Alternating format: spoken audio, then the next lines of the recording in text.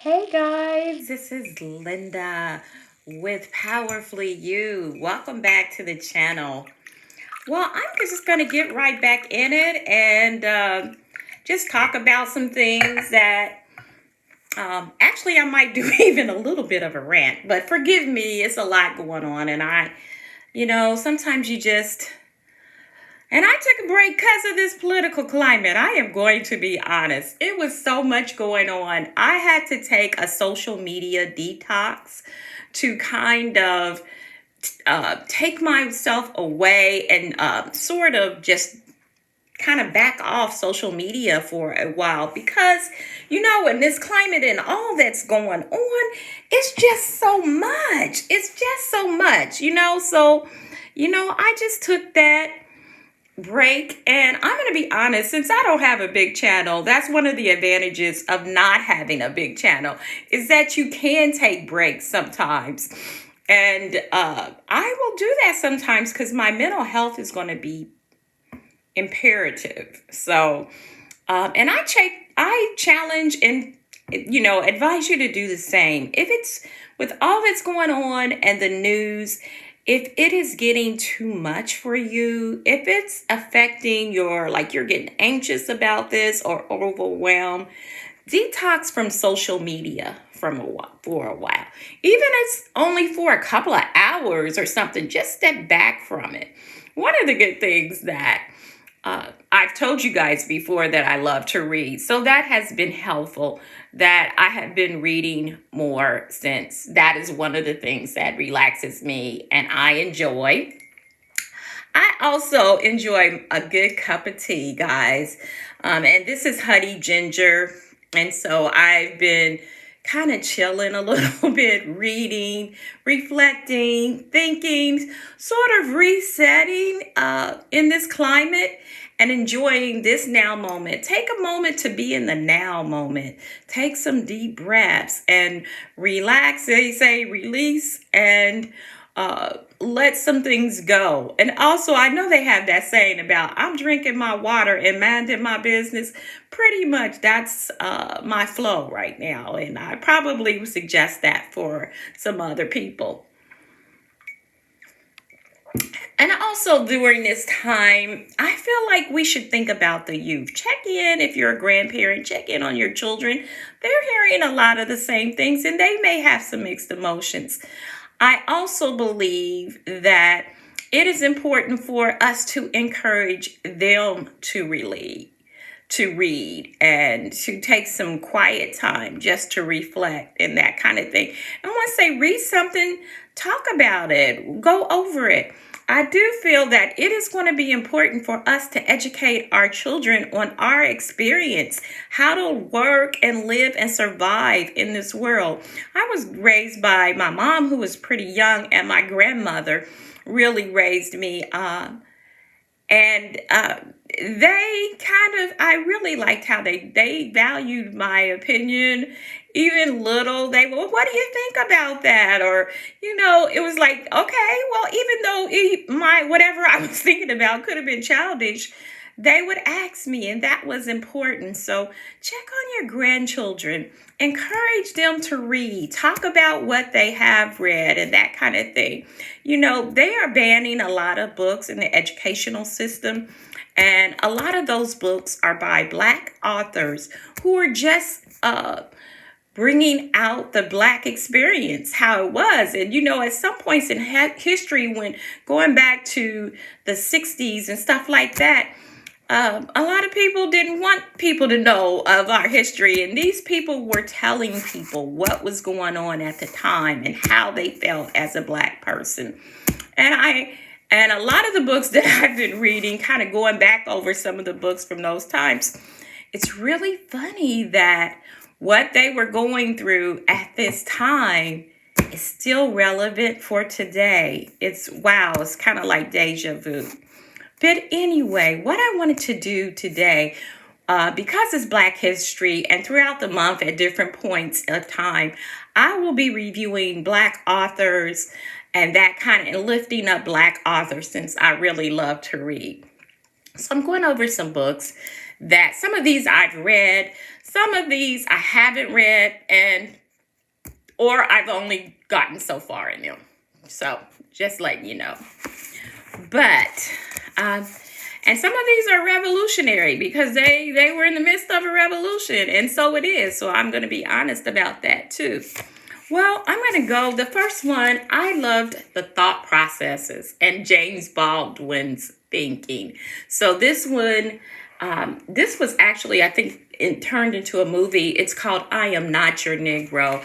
And it's not actually from written by James Baldwin, but it goes over his life and different texts and stuff that he said, different quotes, different experiences that he had. And it is directed by Raoul Peck. So there that is. It has some pictures of different times in history, of movies and that kind of thing. It just is, it's just a real good overview of the history at the time and his thought processes. This is some pictures of James Baldwin. And out of these, I'm just going to go through and just pick something to read. Now it has different subject matter in here, so I'm going over, let me see if I can find something.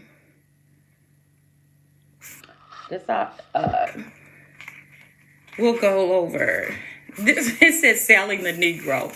So I'm just going to pick something and read it. We're going to see how that works. James Baldwin, and it says this is what he says. Let me put it this way, that from a very literal point of view, the harbors and the ports and the railroads of this country, the economy, especially of the southern states, could not conceivably be what it has become if they had not had and do not still have, and indeed for so long, so many generations of cheap labor.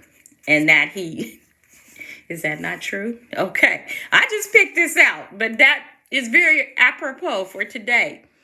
And then he goes on, it's a terrible thing for an entire people to surrender to the notion that 1/9 of its population is beneath them.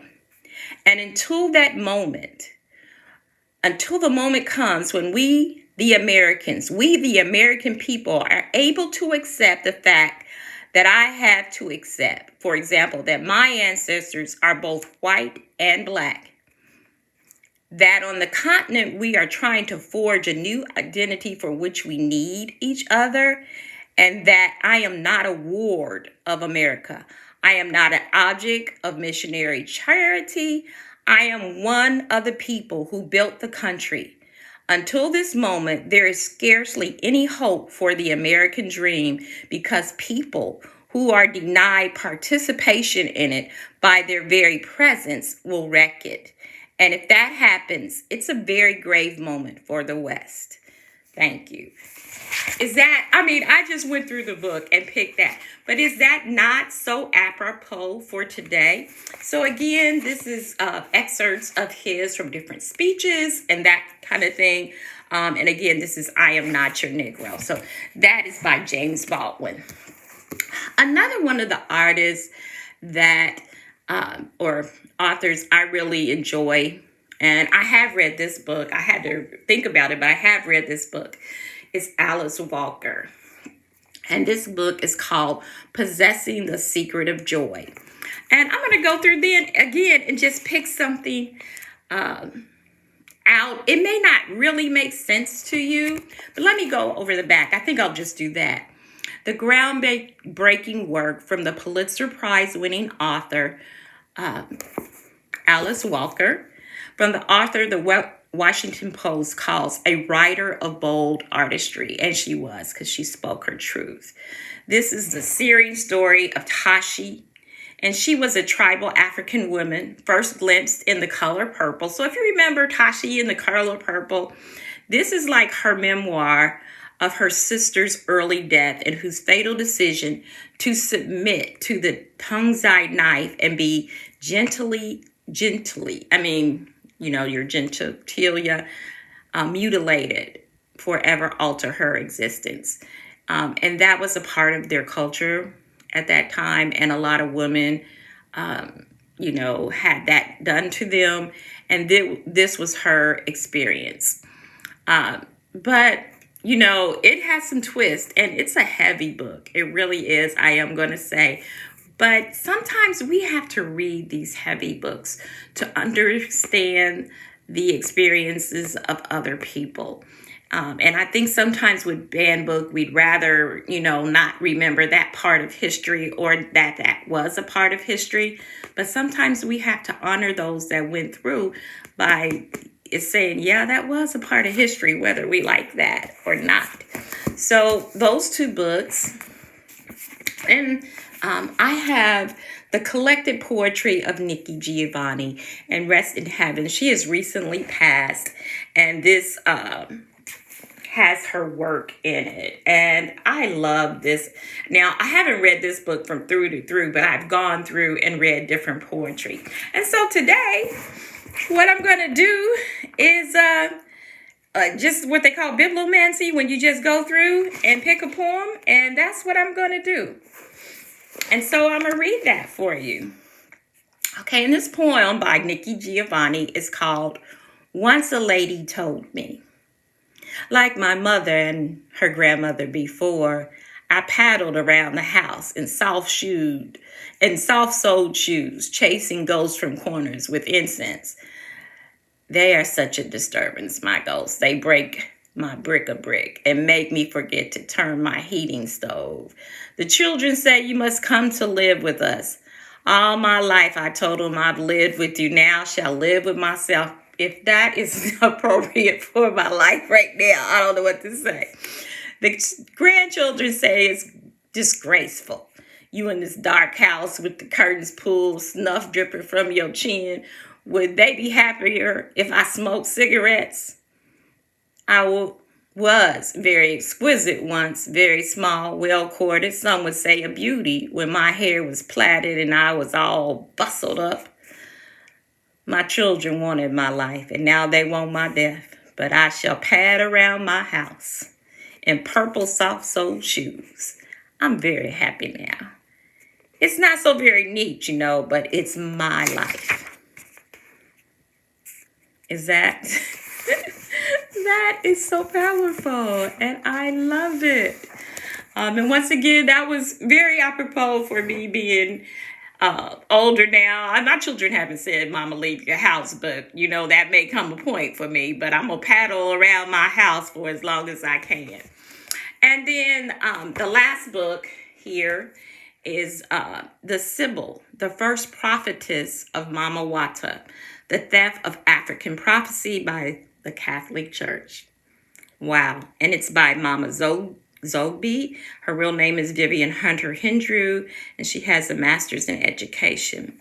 The Sibyls were ancient prophets, and it is said through this book. Now, I have read half of this book, but not all, that these ancient prophets were the ones, and they would write their prophecy, and that a lot of the Bible and a lot of the Catholic Church has whitewashed them and taken a lot of the things that actually were the prophets of these Black, intelligent women that were the Sibyls.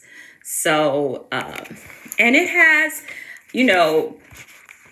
it's very well researched with a bibliography in the back telling where she got her research with notes and stuff like that.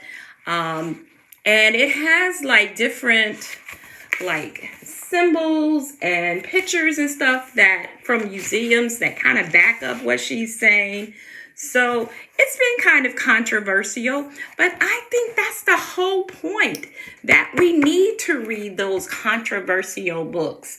And it's not that you always have to agree one way or another, but to have your mind open to another point of view. Because, some things were stolen from us. And some people like to say that we're ignorant and we don't know. But we were a great civilization at one time and pretty much birthed a lot of civilizations.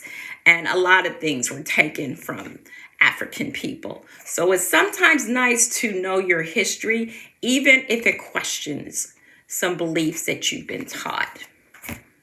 And I think that's the purpose, like I said, not always that you may agree, but sometimes you need to read thoughts from other people to question, to challenge, and to see things from another point of view.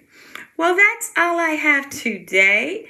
You be powerful, you be well read, and you be blessed. Bye-bye.